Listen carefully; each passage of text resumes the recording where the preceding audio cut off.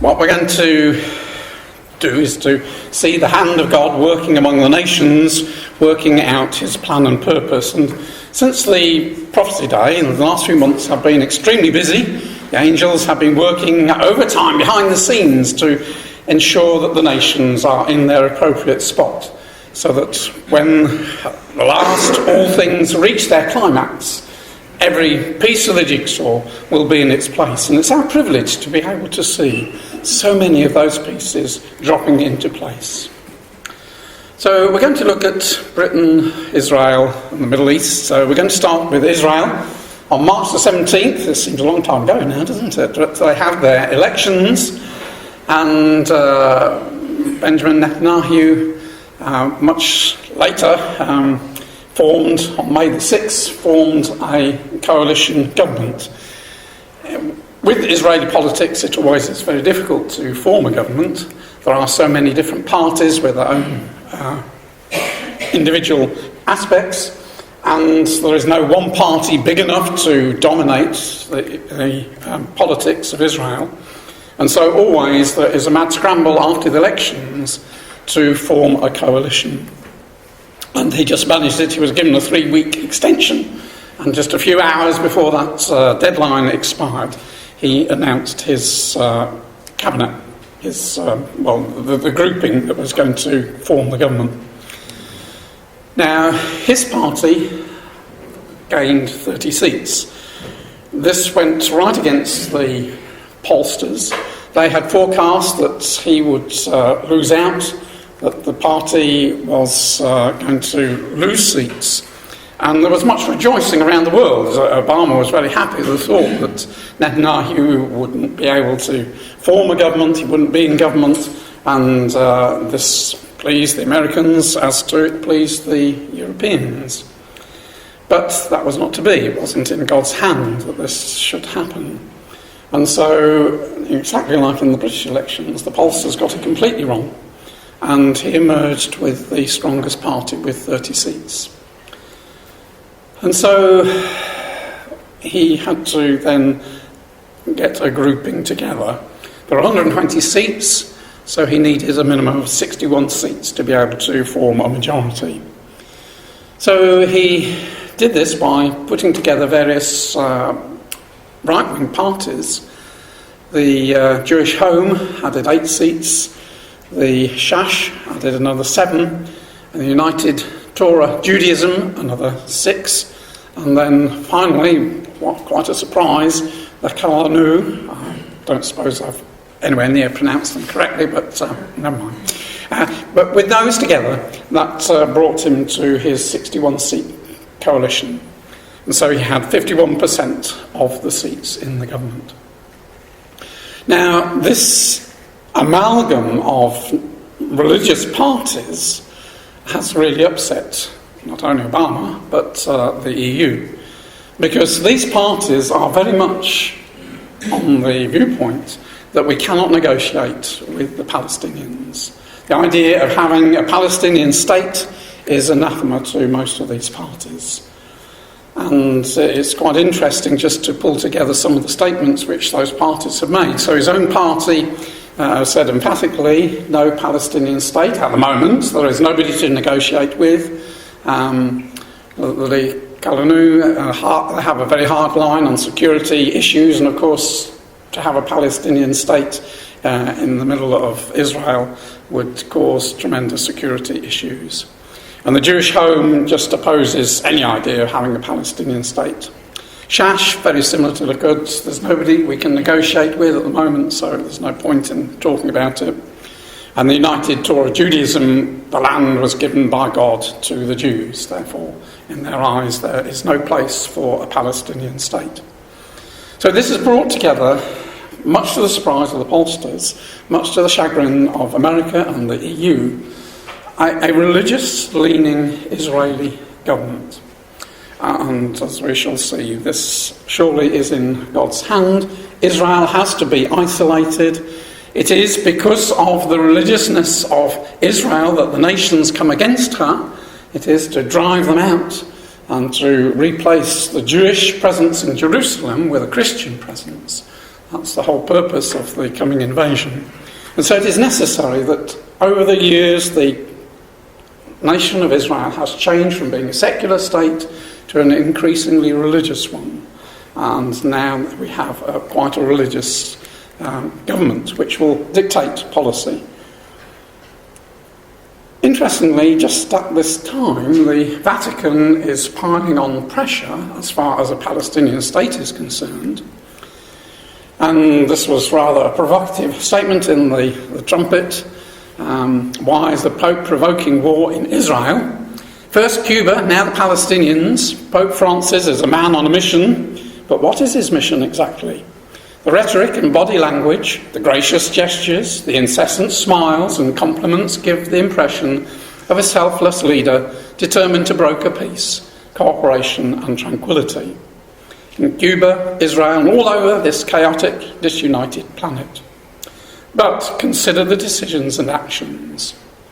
In both Cuba and Israel, the Vatican is creating tension, disunity and instability that are likely to lead to conflict and war.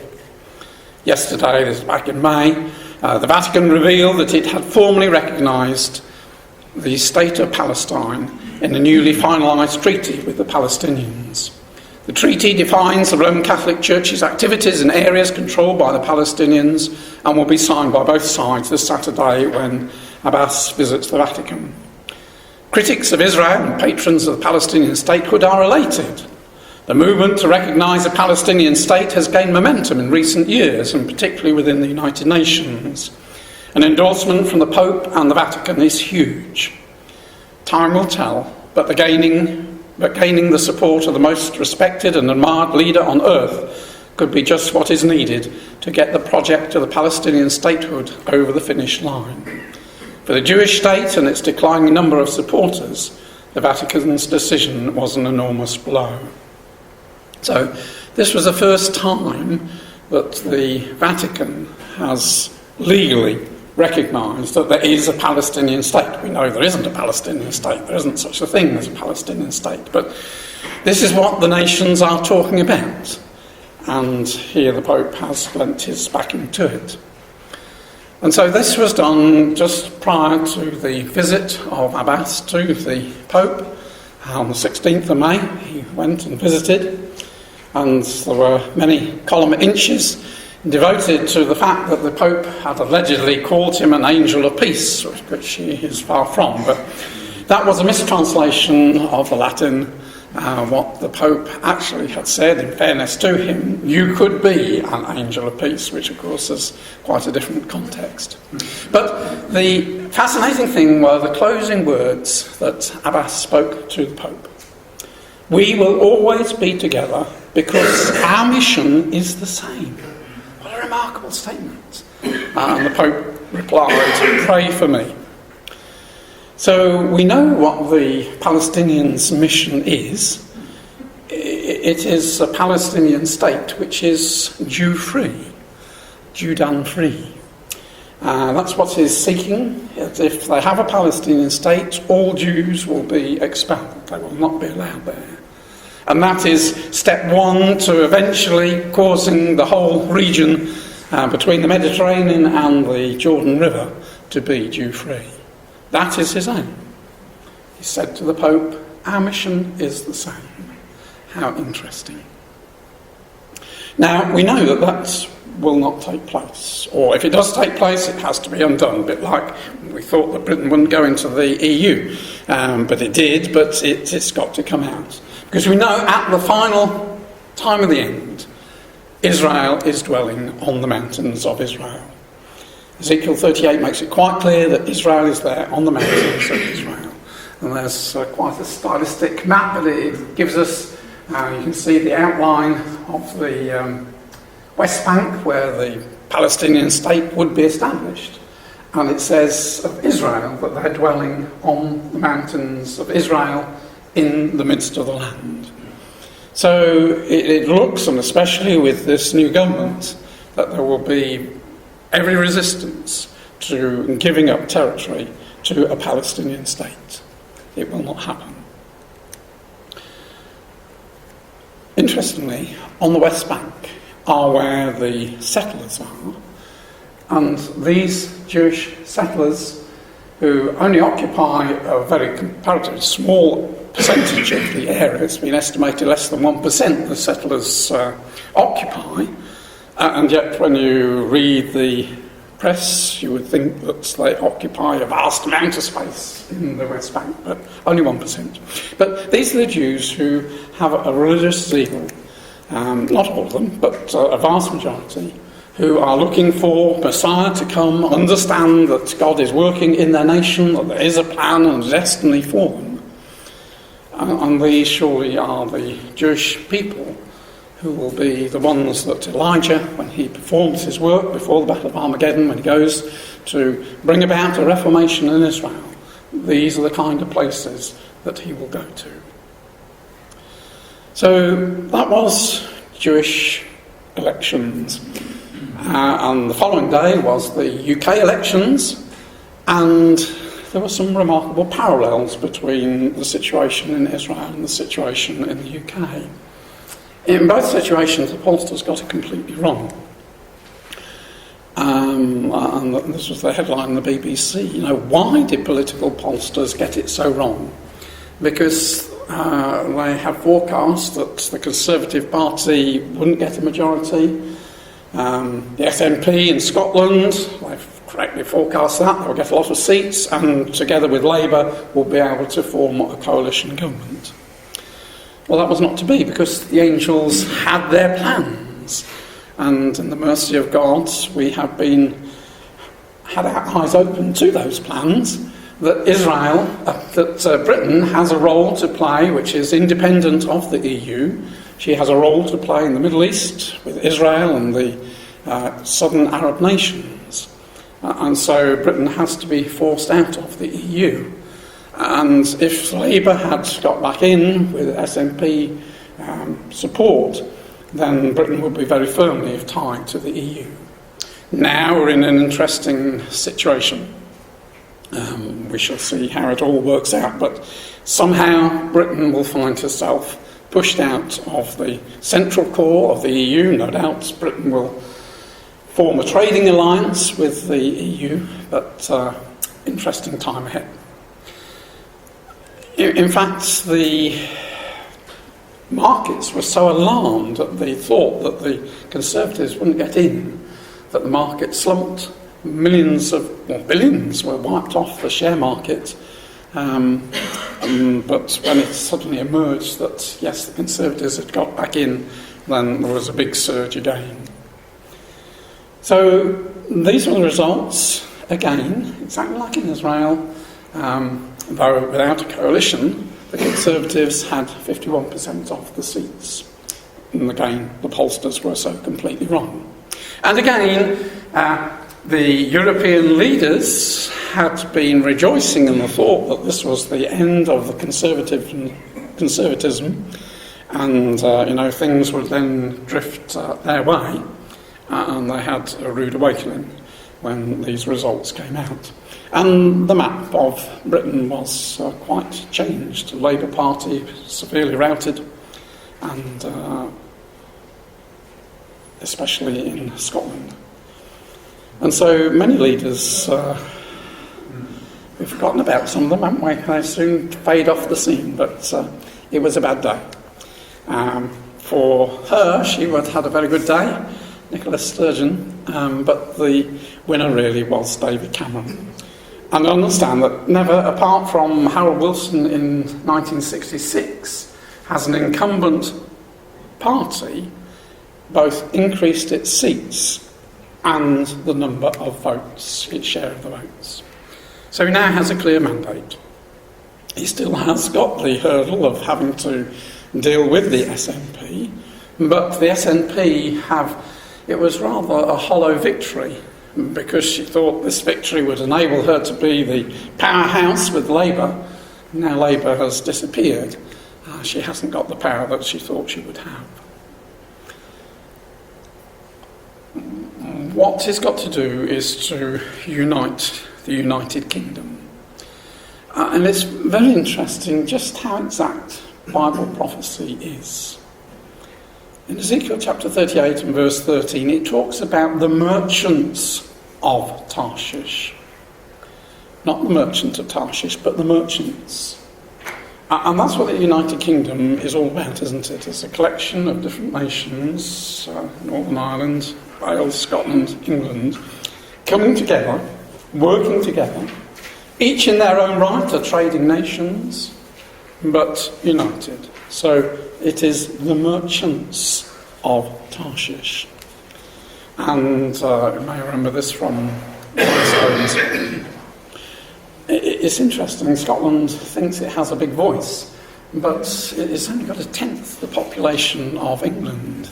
Only 8% of the UK is Scottish. England has by far the greatest population, 84%. And David Cameron, this was his aim to unite the UK, make it one nation, make Great Britain greater. And in the purpose of God, we feel that that is right. That is what is to happen. Tarshish is to be a strong power again. It was weakened after the First World War, Second World War, left the Middle East. Now she's being drawn back, just at the time when America is withdrawing. The first thing that David Cameron is seeking is to repatriate powers to Westminster. What you have to watch is up in the corner there. You see, it's the EU that can cast a shadow on his desires. He wants so many things, but is the EU going to give him those powers? And we can be pretty sure that they're not. At the moment, he's making a tour of the different capitals of the EU, trying to encourage them to join in his campaign to repatriate powers. And he has quite a lot of sympathy in many countries. Many countries do feel the EU has gone too far. But we know that the people that drive the EU are not going to let go of the power that they have gained. And so he will find at the end of the road that he won't have made the changes that he wants, and the route will be an exit. So he has promised a referendum by 2017. What was quite interesting was an interesting article, quite a few charts, this is just one of them, just showing how troublesome Britain is to the EU. This is a summary of all the times when countries have been in the minority. In other words, they disagreed with what the majority are wanting to do. And Britain here, 85 times in this period has been in minority. And Germany and the Netherlands, Germany's next to about 15, Netherlands about 35, and so, yeah. So twice as often Britain is on the opposing side, not happy with the way that the EU wants. Because Britain's got a completely different outlook. She's not a continental country. She's one with a Protestant background, entrepreneurial, wanting freedom to take her trade throughout the world. And what is very interesting is to see how Britain's trade with the EU has been falling. This was just earlier this week, the Daily Telegraph. British reliance on trade with the EU falls to an all-time low. The importance of the EU as UK's main trading partner appears to be dwindling, as the share of UK goods exported to the region fell to a record low in April. And the graph that accompanied it was quite interesting. That go back to 1999, and then 55% of British trade, 55% of British trade was to the EU, obviously 45 non-EU. Now, those lines crossed probably 2008, and now today, 45% trade with the EU and falling quite steeply. So Britain has, because she's a trading nation and because of the recession in the EU, has been forced to look to other markets, one of which, of course, is Israel and the Middle East, and she has been exploiting those markets, and it's showing in the figures that the EU is getting less and less important to Britain. So, as we say, one of the important markets is Israel, and it's been quite interesting how under David Cameron the government has made Israel a key market. They put a lot of money and effort into building trade with Israel. And this was 9th of June. It's a golden era for UK-Israel trade, says the business secretary. Now, the new business secretary is a very interesting person. He's from Pakistan originally. He was born in this country, but a great friend of Israel. And he was at a presentation dinner, Israeli and UK business people together. And this is what he had to say. In the past few years have been a golden era. What really excites me are the possibilities for the years that lie ahead. Bilateral trade between the countries is currently worth more than 4.5 billion. Mr. Jarvis said he had high regard for Israel. It's one of the many reasons I've long admired the country. I've travelled there extensively, both for business and with family. My department, including UKTI, are working hard to boost Anglo-Israeli trade and investment. And I, as business secretary, will do anything I can to support and promote it. So there in the British government as the Secretary of State is a man who is very keen on boosting the trade with Israel. And one of the interesting things is the advantage to the Israelis with dealing with Britain as opposed to dealing with California, which has been their traditional market, because the Israelis are very keen on technology and that kind of thing. So Silicon Valley was their traditional place. The Israelis would have the ideas that were taken to America to be developed. But the problem is that when it's 11 o'clock in the morning in Tel Aviv, it's 9 o'clock in Britain, so you can pick up the phone, do your business. I know they go to work earlier than that, but I'm just taking 9 o'clock for being a simple time to illustrate this fact. Whereas 1 o'clock in the morning in California, and when it's 7 o'clock at night in Israel, it's 9 o'clock and you can pick up the phone. So for an Israeli company, you're working all day and then you're having to work half the night to do business with people on the other side of the world. So it's much easier to do business with Britain, and it's only a few hours flight away, only 2 hour time difference. And so Britain has been exploiting this fact, and there have been an awful lot of Israeli companies which are now coming to Britain to have the British to develop the markets for them. Israel also is reaping the benefits of the Tamar gas reserves. It was interesting that in spite of the war in Gaza last year, headline in February was the economy rebounded from Protective Edge, which was the name of the war, with a 7.2% growth in the fourth quarter. And the Bank of Israel said that the natural gas, the feedback from that, has cancelled out the negative economic effects of the Protective Edge. And that golden era headline we've looked at. And now Israel is preparing to export gas to Egypt and gas to Jordan. Israel is making use of the wonderful benefits that this natural gas, which they found off the coast, and using it not only for her own benefit, but as a means of doing business with her neighbours. Israel's philosophy is if we trade with nations, they won't be our enemies. And this is beginning to filter down. There was obviously initially great opposition both in Egypt and in Jordan that they felt that they shouldn't do business with Israel. But because the economic benefits are so great, the opposition to such dealings is fading. And at the end of February, Israel and Jordan and the Palestinians did sign an agreement on the first stage in this Red Sea, Dead Sea water project. I was quite horrified. I had to look back to 1993 was when I first talked about this and my first milestones with my father, 2 years before he died. That this was on the cards then, this idea of taking water from the Red Sea, Gulf of Aqaba, generating electricity as it fell down to the Dead Sea, driving a desalination plant, so it would supply water. But the idea was that they would raise the level in the Dead Sea, which is falling every year. So they would get the benefit of putting water into the Dead Sea, generating electricity, and using that electricity to drive desalination plants to provide water. Well, it has taken, 22 years.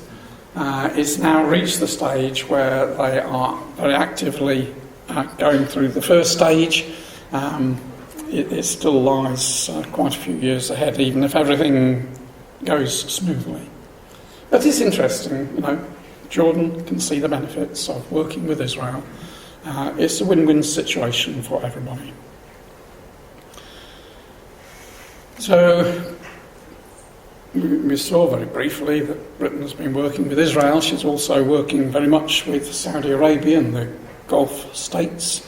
This is her traditional stomping ground. And again, just like Israel, Saudi Arabia has been targeted as a high growth and a priority market because this is where the money is. And Britain is very keen to do business with anybody that's got money. And one of the things that Saudi Arabia is doing, as we shall see in a moment, is wanting to turn her economy away from being dependent upon gas and oil. She's seen the difficulties that causes. And so she is determined to transform the country and make it a trading nation. And we shall see the interest in that in just a moment. But this is something that Britain is very good at, helping setting up the infrastructure and that kind of thing. And so Britain feels that there is a big market here. Britain does training, military training in Saudi Arabia. A lot of employees of BAE live and work in Saudi Arabia. And it brings in a lot of money to the government. But this port expansion reflects Saudi Arabia's economic growth. Major expansion of Saudi Arabia's ports infrastructure reflects a combination of continuing economic growth with the kingdom's key strategic location as a hub for international trade, as the largest and most diversified economy in the Middle East, and its status as the world's principal oil exporting country. As the Saudi government looks to see investment of upward of $10 billion in development of its ports infrastructures over the next decade, there will be increasing opportunities for UK companies in many areas. As I say, Britain, being a trading nation herself, is very skilled at putting in the infrastructure that is needed for these things. And one of the 4 cities that are being built, brand new cities in the middle of nowhere, as it were, this King Abdullah Economic City, this is the sea here, and various zones for living and working, trading, ring road roundabout. This is well on its way to being, that's just an artistic drawing, but it's well on its way to becoming a fact. And so there are 4 main ports being considered, but because Saudi Arabia spans onto the Arabian-Persian Gulf and the Red Sea here, she's got 2 long coastlines and is ideally situated for seaports and container terminals. So she's determined that she's going to change from just being dependent upon oil and gas to being a trading nation. Now, that, I think, is a very interesting thing. It's not essential for Scripture, but how interesting. Here we have Sheba, the first of the list of these nations which are supportive of Israel, are obviously working with the merchants of Tarshish and the young lions, that she herself is becoming a trading nation. As I say, it wouldn't be essential for this prophecy, but it's just one of those fascinating things that just in these last times we have this change in the working of the Sheba.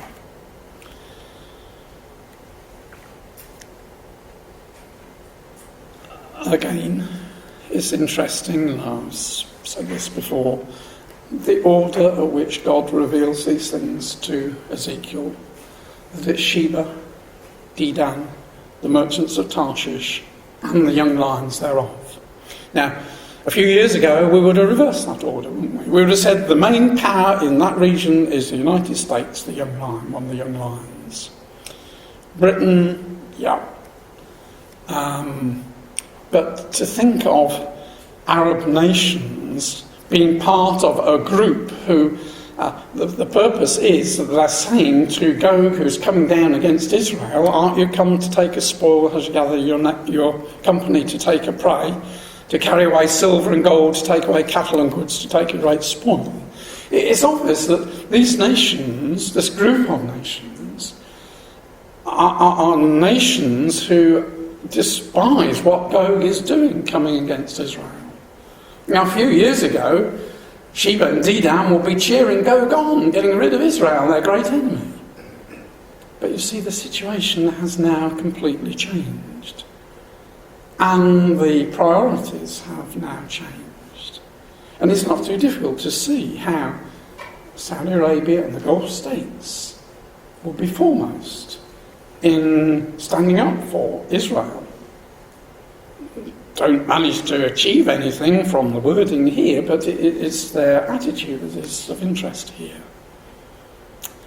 We know how much America is pulling out. We know that Britain is being drawn in. And so we can see that at the time of the end, this will be the correct order. How interesting this, Britain 2,500 years ago.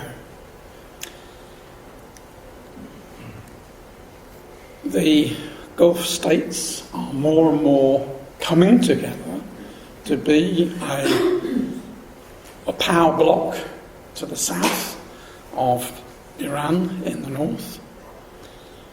They've agreed to set up a joint force. They've been talking about it for a long time. It still hasn't yet quite come to fruition, but they are settling their differences, and together with Jordan and with Egypt are pooling their resources in order to become a stronger power.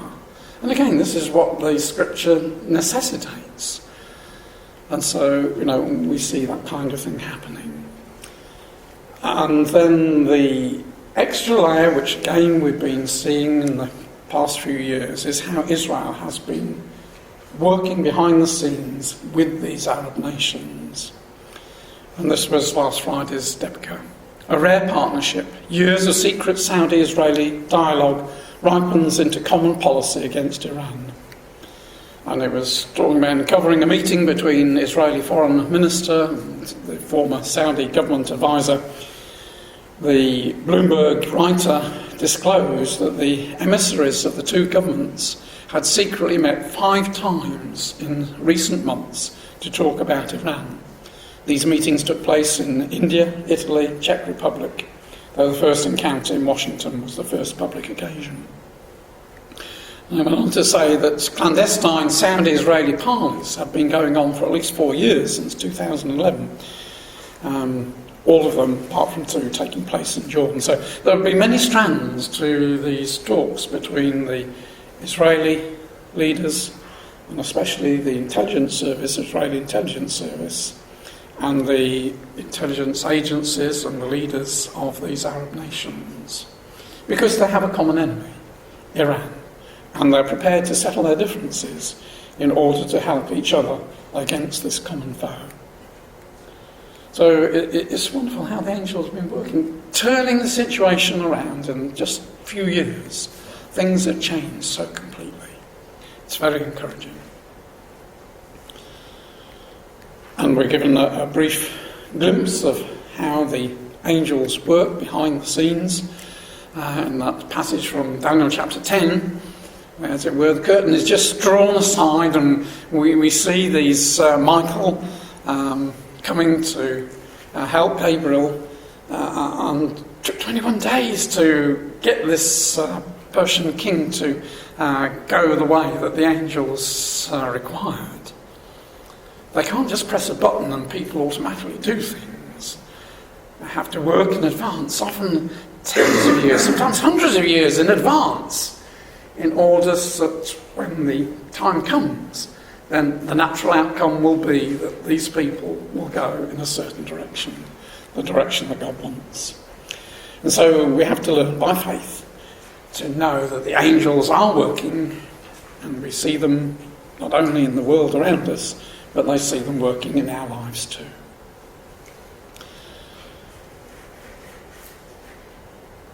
The Middle East, like Europe, is torn by religion. People think that religious wars belong to history, but we know that at the moment very much religion is to the fore of what Russia is doing in Crimea and in Ukraine. A contest between Roman Catholicism and the Russian Orthodox is also bubbling behind the scenes, and efforts to try and bring the two together. But it's exactly the same in the Middle East. You've got these two power blocks, the Shia and the Sunnis, totally opposed to each other, fighting among themselves. And of course the problem was that when Britain and France at the end of World War II carved up the area, they just more or less drew lines in the sand and ignored the religious differences between these nations. And these problems now come home to roost. And we see the break-up of big blocks of nations and smaller groups of peoples on sectarian lines coming to the fore. So we see at the moment a power bloc in the north based around Iran, covering Iraq and Syria. Another power bloc to the south, revolving very much around Saudi Arabia and the Gulf states, including Egypt and Jordan and Israel. And then, as it were, superimposed upon them is this little power of ISIS, which has hit the news in the past 18 months or so, and at the moment is a thorn in the flesh to the nations here. Now, we've looked at this in the past, so I'm not proposing to deal with it because we haven't got time, but from Numbers chapter 24, we know that at the time of the end, when Gog comes down into the land, to use the language of Ezekiel 38, there is a need, in the words of Balaam, to deal with Kittim, Cyprus, where the British have their bases, Asher, which is where Syria was between the rivers, and Eber, which is Israel. Now, it is so interesting that ISIS is between the rivers, and here is a power bloc that is opposed to Iran, is opposed to Russia. And so if Russia is to come down with Iran as her chief companion, it is clear that they've got to deal with British forces on Cyprus, Kittim, and they've got to deal with a power that is in Asher. And it looks very much, as we're seeing today, what that power is, this ISIS power. So if that's the case, then we don't expect to see ISIS expanding greatly and taking over the whole area, but to be confined between the rivers, but to be a power which is opposed to Iran and to Russia and to Israel, of course.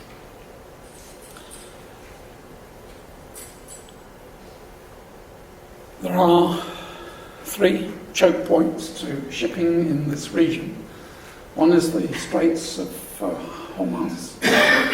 The other is this very narrow passageway at the bottom of the Red Sea. The other is the Suez Canal. Now, the Suez Canal is interesting because the Egyptians have, off their own bat, started, well, they're well on the way. In fact, they're talking about being open, I think, about September, October. They're building a parallel Suez Canal so they can increase the traffic there.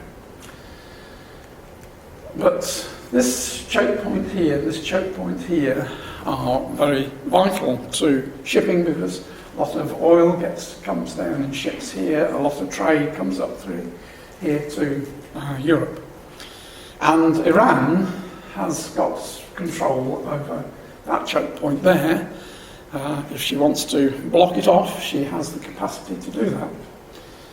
And she's very keen on being involved in Yemen in order that she might have control over this choke point. Then she can hold the West to ransom. Now, we know that this is the region of the ancient Sheba. At the moment, Sheba, although it's in the list in Ezekiel 38, Sheba and Dedan, we've been seeing Dedan, Saudi Arabia, and these Gulf states there. But Sheba has been the problem. She is very much under the influence of Iran at the moment. And it is so interesting that Saudi Arabia has taken upon herself to try to dislodge the Iranian influence in Yemen and to bring Yemen back into the fold here. Because originally, when the Gulf states were formed, the intention was that Yemen would join the Gulf states. But because of Iran and the work that's gone in there, it's become a hostile nation. So, again, it is a sign of the times that Saudi Arabia feels it is strong enough to send her bombs and planes to try and take back this region there. It's proving a very long and very hard battle. It's very tough terrain. It will take them a long time, but from scriptures we know that this area has to come under the orbit of Saudi Arabia, not under Iran's orbit. It's part of the opposition to Gog and Iran, Persia. So we're beginning to see a change in this region. So we've seen surprise results in the Israeli elections, brought religious parties to power, and put pay to a prospect of a Palestinian state. We've also seen surprise results in the British elections, right-wing party seeking to renegotiate with the EU. We've seen how Britain has been drawn to Israel and the Middle East, build up her trade. And we see that Israel is booming. We've also, very briefly, seen that how Iran is seeking to influence the north and Saudi Arabia is seeking to influence the south. So we're getting this north-south split. Saudi Arabia is moving to becoming a trading nation, which, as I said, was a very interesting point. It's welding the nations of the Gulf together, and having Israel as a background partner, and using its military might in Yemen because the United States won't do it. So interesting things are happening, and we know that all this is leading to this development of the Nebuchadnezzar's image. We know in the past bits of it have come and gone, the various metals have come and gone. Characteristic of all those metals was that they had influence and power over the nation of Israel. The nation of Israel was scattered. The purpose of Nebuchadnezzar's image comes to a halt. Israel regathers. That work of building the image can restart.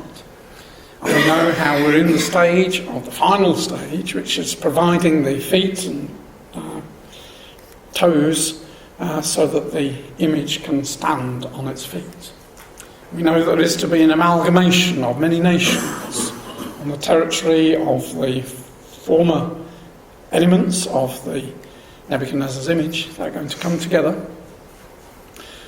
But this characteristic is that it has iron clay feet. Now, I haven't time to look at that, but this is the situation of today. And we know that its aim is exactly the same as was the aim of the four previous metals that went before, to take control of Israel. This is the kingdoms of men banding together in order to come against the land of Israel. And under Gog and his companions, they will succeed. Israel as a nation, as we know it today, will be destroyed because what Israel has is of no use to its coming king. He needs a fresh start. He needs a people who have gone through the fire of persecution and trial and have emerged seeking help from their God. And from such a nation that has come through that fire, they can build the kingdom of God. And we know that it is on the mountains of Israel that the little stone power will smite that image, it will be destroyed, and the kingdom of God set up in its place. So we've looked briefly, we've gone around and looked at Israel and the Middle East, so let's return now to the split in the north between east and west. It's something we've looked at, but things are moving forward apace. What we're looking for is a division of the nations of Europe and Russia into two camps, a beast camp and a dragon camp, and guided by history as to where the division was in time past. Interestingly, just at a time, this map is 395, and that was just at a time when the control of Britain by Rome was disappearing by about 405. The Romans had departed our shores, and Britain's got on with their lives again. So we're looking that somewhere in this region here will be the division in the future. There has to be two legs to this image, an eastern leg and a western leg. So countries like Ukraine, Romania, Bulgaria, Greece, and Cyprus, and Turkey. Clearly, although Romania and Bulgaria and Greece and Cyprus are all in the EU, but that isn't the long-term situation. They've got to be drawn eastwards. And that's exactly what we are seeing. Now, we saw in the prophecy day how Russia has been making her steps southward in preparation for this invasion of Israel. She's laying the foundations to it. Started in 2008 with going into Georgia, and then last year going into Ukraine and seizing of Crimea. And now she's got her eyes on these southern nations here, like Turkey and Greece and Cyprus. We know that she has to have control. These have to come within her orbit. And what's so fascinating is to... Somebody just walking through the car park, and that's okay. Just walking around the side. What is so fascinating is to see the speed at which these nations are being drawn to this eastern side, to Russia. So if we just look at Greece, we know how there were elections back in January, and Alexis Tsipras came to power and is trying to grapple with the deep burdens that Greece has. She is very heavily indebted because she joined the euro. She wasn't economically strong enough to join, and she is in great debt. But they've managed so far to pay their way, but crunch time is coming. And the various payments which should have been made in the beginning of this month have all been pushed off to the end of the month. And so if we look at the chart of what they're due to pay at the end of this month, it's pretty frightening. Because, as I say, they should have paid these, but didn't, and said, well, we'll pay them at the end, and add on their bill that they have for wages and pensions. 2 billion British pounds is due, and they just haven't got that kind of money. And so everybody's expecting that they're going to default. If they default, then we'll set in process an eventual pushing out from the EU and the euro, and probably out of the EU, and probably going back to the drachma. it is said, rumour has it, that the drachma notes and coins are already there waiting. But the interesting thing is the West seems to be doing their level best to drive her into the arms of Russia. And in today's Telegraph, just give one more clip, we can't afford to lose Greece to Russia. The country may not be able to stay in the euro, but it must be given reason to resist Moscow. The British can see, well, it's madness to allow Greece to fall into the Russian orbit. But the Germany and the others, I think, are so tired of all the battles that they have had that I think they will be quite happy to say goodbye to Greece. And he's been talking to the Russians, he's been talking to the Chinese.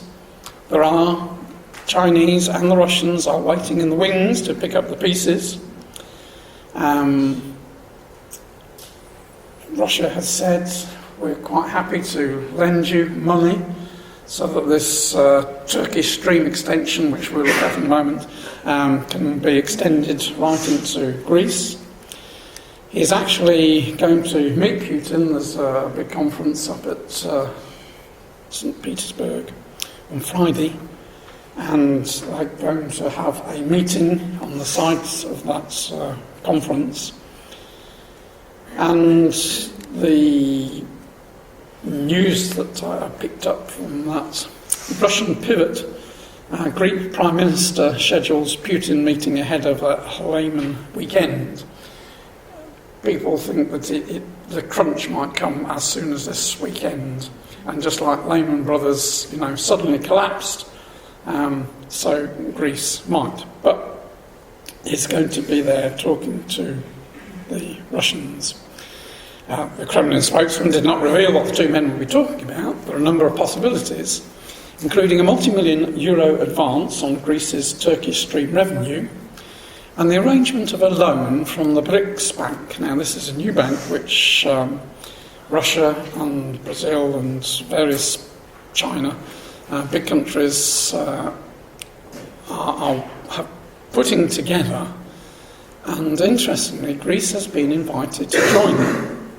And if she did, she would then be eligible for a loan immediately, and will be allowed to tender its paid-in capital in instalments to ease the financial burden of joining. Further, Russia will host this year's BRICS summit in Alpha, where the $100 billion bank will officially be launched. They've got lots of money, and Greece could serve as a kind of pilot project for the new fund. So you can see the angels, well, we don't know whether this is going to work out, but you can see the possibilities that just at a time when Greece has to say goodbye, here are doors open where she can be drawn into Russia's orbit and control. Cyprus too is in a similar situation. It's a very poor country, heavily indebted, divided between the Turkish north and the south, which is in the EU. Britain has her two sovereign bases there, so it's a very important country to Britain. She has her naval bases and the Air Force base there for looking after the Middle East. We know back in the end of February that Cyprus signed an agreement with Russia to allow the Russian Navy to have access to the Mediterranean island, and that, of course, was rather a slap in the face to Britain. But this is how Russia has been working. She's been trying to find cracks in Europe's unity, as it says there, and working her way in to impose her control on these places. And Cyprus is very dependent upon Russia even now, even though it's part of the EU. There are a lot of Russians have their wealth there and houses in Cyprus, and so it's very dependent upon the Russians. So you can see it wouldn't take much to again push Cyprus into the arms of Russia. So just finally, Turkey. We know how important Turkey is in Russia's plans. Russia has been building up her troops in Crimea and the areas around there. But the weakness of having a navy in the Black Sea is that you have to come through these two very narrow straits to get into the Mediterranean or anywhere in the world. And so it is important that Russia can be guaranteed passageway through there. And the only way to be guaranteed passageway is to have control of these countries. Well, she can't do that overtly. She can only do it overtly at the moment. But she is making sure that Turkey is brought within her orbit. And she's doing that by means of energy. At the moment there exists this blue stream which takes Russian gas straight into Ankara.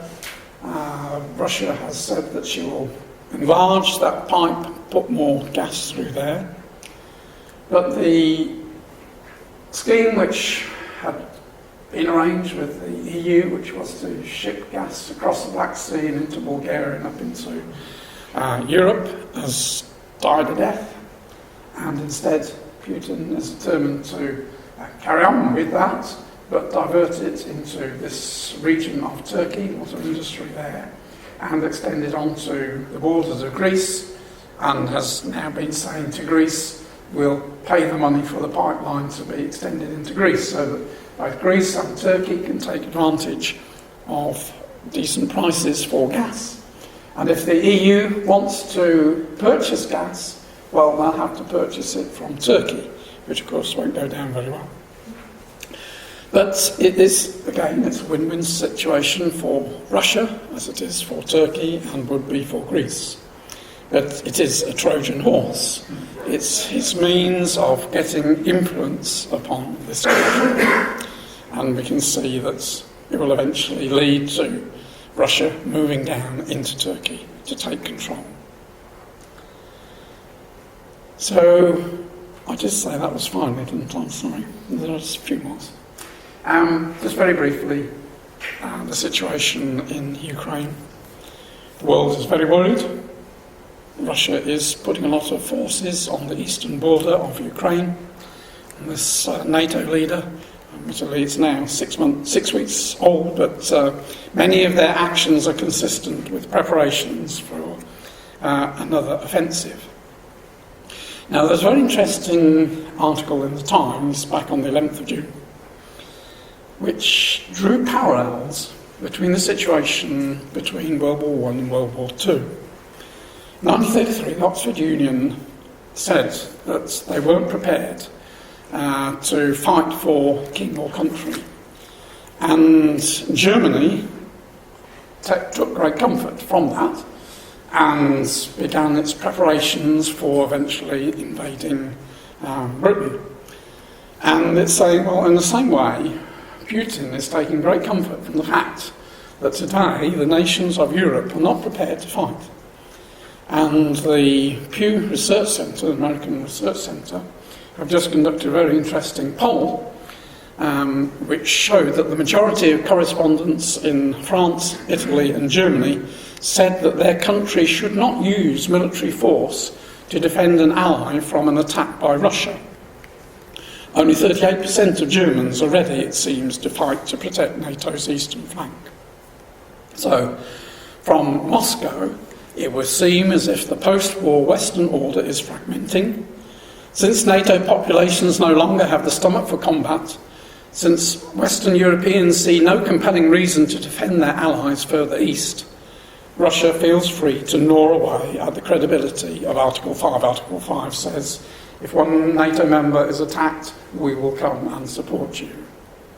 So, interestingly, we can see how over the past few months he's been prodding and pushing at the various NATO members to test their readiness, and the peoples are growing weary of it, and he will soon see that he'll be free to walk in and take more of Ukraine.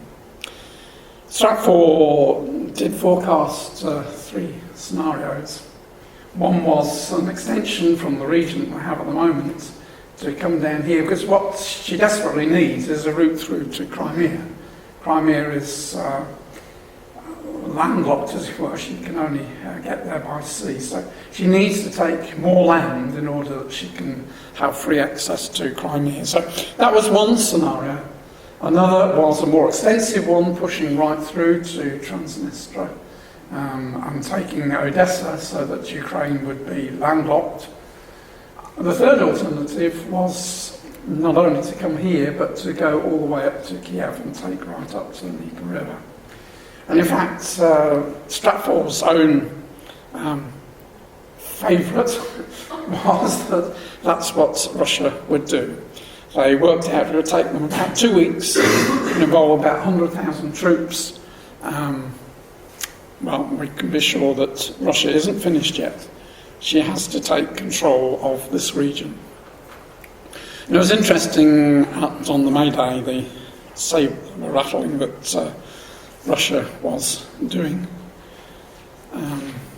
Vast display of power.